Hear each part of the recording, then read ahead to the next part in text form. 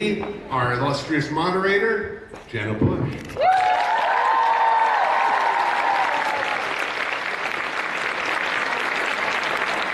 Hi guys, are you excited to be here? They're letting me wear the cape. I'm very, very excited. All right guys, 4 years ago, young Warlock walked into Camelot and the kingdom changed, TV changed, and everyone in this room changed. Yeah, no, go ahead, scream. Merlin has come a really long way in 4 years, and you guys are a really, really big part of that. Cannot tell you how much the cast appreciates the fans, so give yourself a round of applause. We're so excited to tell you that this fall BBC One in the UK and in the winter on Sci-Fi in the US, Merlin will return for a 5th season. It's actually in production right now, so everybody took a little time out to be here with you. Alright, so you're going to hear all kinds of stuff, not just about the TV show, but also video games, being online games more. It's going to be really exciting. So guys, let's give a big round of applause for our panelists. First up, the brains behind the series, co-creators and executive producers, Johnny Katz and Julian Murphy.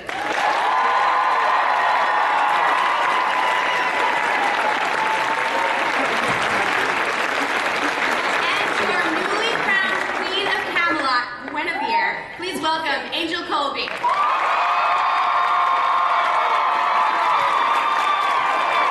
her first time at Comic-Con, guys. Give her an extra round of applause. And to the wickedly beautiful villainess of the series, Morgana, Katie McGrath.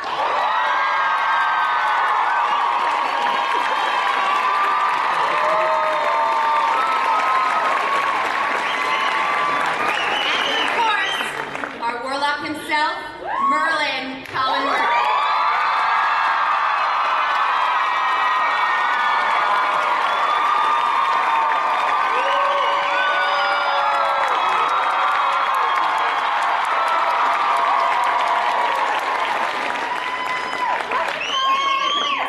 Just cause. Love you!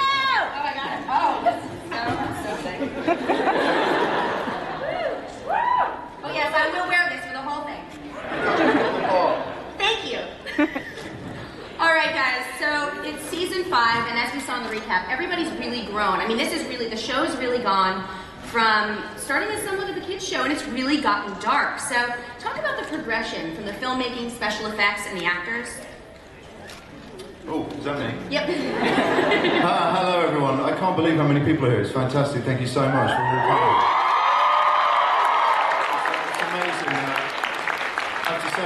When we first started working on Merlin, we never thought that, we always hoped that it would be a success, but coming here today and seeing all you people is really fantastic, so thank you very much.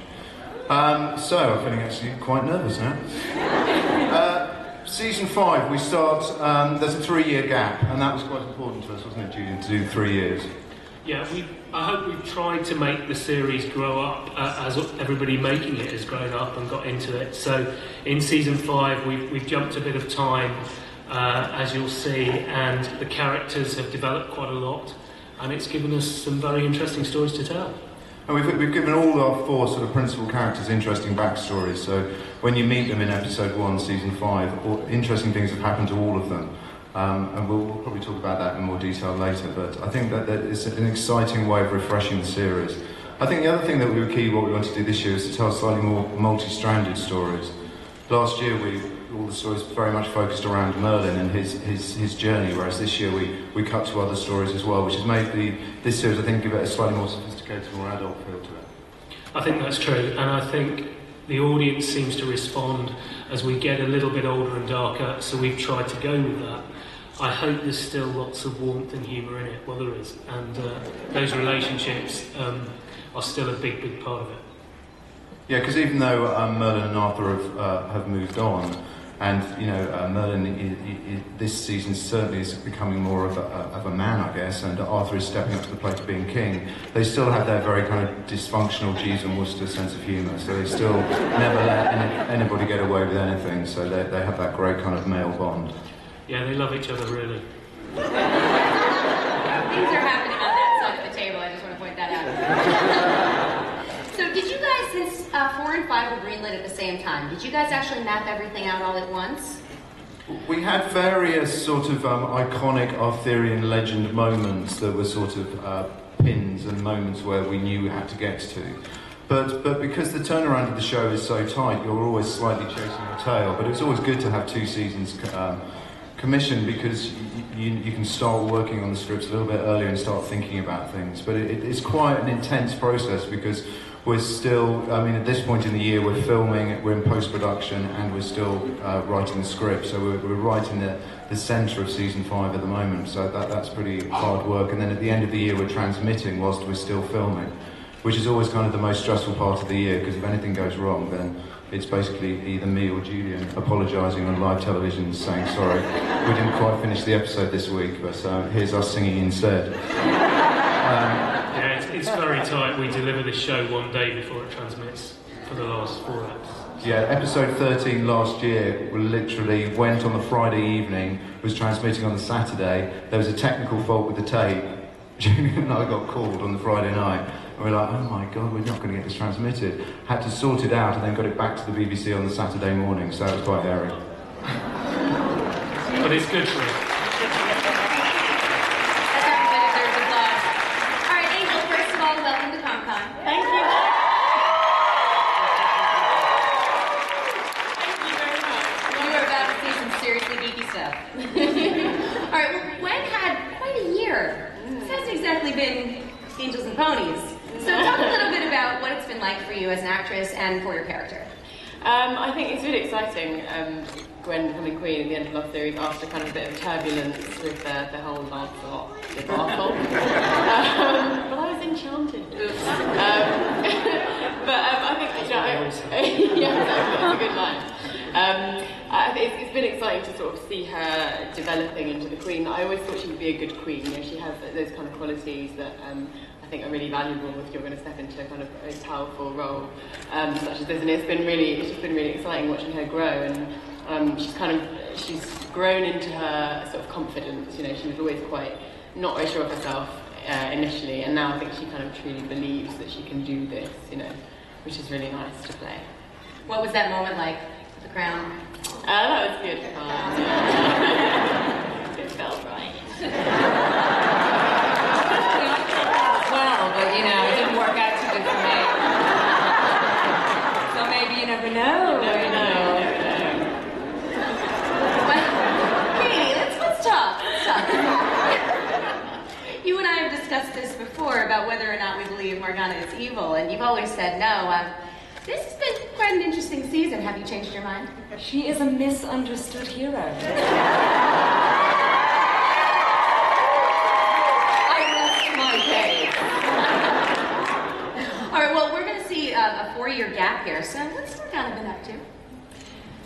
Is it 4 years, 3 years? 3 years, 3-year gap. I think for Morgana's story, actually, the most important part of it is what you don't see. It's the time off, and you discover in those 3 years that she has spent quite a large part of it in prison. So Morgana's worst fear about what would happen if anybody found out that she was magical has come true. She has been personally persecuted. Wow, that was hard. I think this has given, it's no longer for her just about getting the throne. This is now about revenge for her. And it's her personal crusade to get back at the people that she thought has done this to her.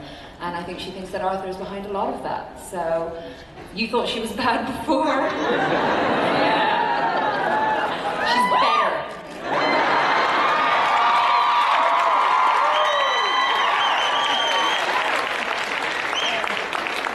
Well, I know we've had a lot of men fighting in this series, but from what I've been hearing, you two ladies maybe going up against each other. Tell us a little bit about that. Well, there's some mud wrestling.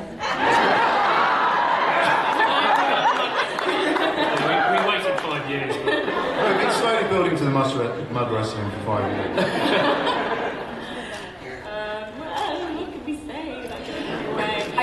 I think the great thing about Merlin, and we say it a lot, is that you're going to get the legend, but not how you expect it. Merlin is constantly about surprises, so you say that you're going to get, you know, some antagonism between the two of us, but maybe you won't. It's not going to be how you expect it. Yeah. It's nice that we've got a bit more together in this series. Because I've missed it. I've missed it, yeah, because we haven't had a lot in the last few years. So yeah, that's definitely a very juicy storyline to look out for. Not in that way.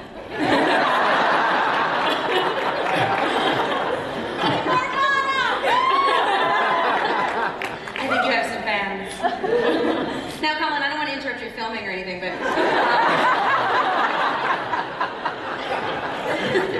All right, but so Merlin has made an incredible journey over the past number of years, and so... No, you... Oh, are you filming it too? So, talk a little bit about where you've gone and where you are now. It was always a growing up tale for Merlin. It was always it was always him starting out as the boy and growing into the man. Thank you. It's not even my POV. So very much what Johnny said. This feels like Merlin entering into that manhood. Into I think he crossed over a little bit in towards the end of the fourth season, particularly when he killed Agravain. That there was something that changed there. There was a fear of what he did. There was a fear of sometimes what he can be and what's there, and that's been a reference, I think, maybe as we enter into season 5. That's an area that needs flexing and that needs that is definitely called to the fore. So he's I think he gives as good as he gets this season. Alright guys, I do want to point out that we will be taking audience questions, so you can go ahead and line up by that microphone. Alright, so Johnny and Julian, you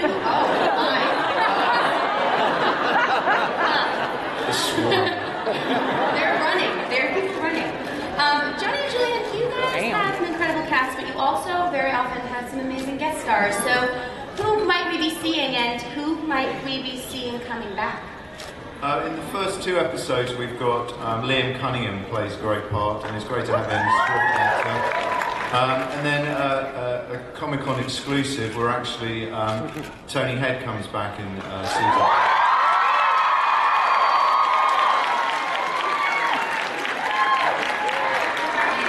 So you like that idea then? And we've got lots of other actors, but whenever I ask this question, I always forget the names of the actors. So I'll now hand over to Julian, who'll remember the names of the actors that we've got. Over to you, Julian. Who have we got? Coming back, we've got Lindsay Duncan, who plays Queen Alice. She's back. We've got Janet Montgomery, who played Princess Mithian. We've got a couple of others who I can't say, I don't think. But there's plenty, and obviously we've got 2 dragons, not 1, in series. But yeah, there's some very good parts. But I think Johnny's right. As the show's developed, we have more and more regular characters, and the knights obviously are part of the round table now, and they have quite big roles to play. So in a strange way, we get less chance to cast guests and more opportunity to give our regular characters big meaty roles. Alright, well we've got a lot of stuff going on screen, but off screen there's also a bunch of really cool things going on. So we have a new Merlin Facebook game. Let's take a quick look.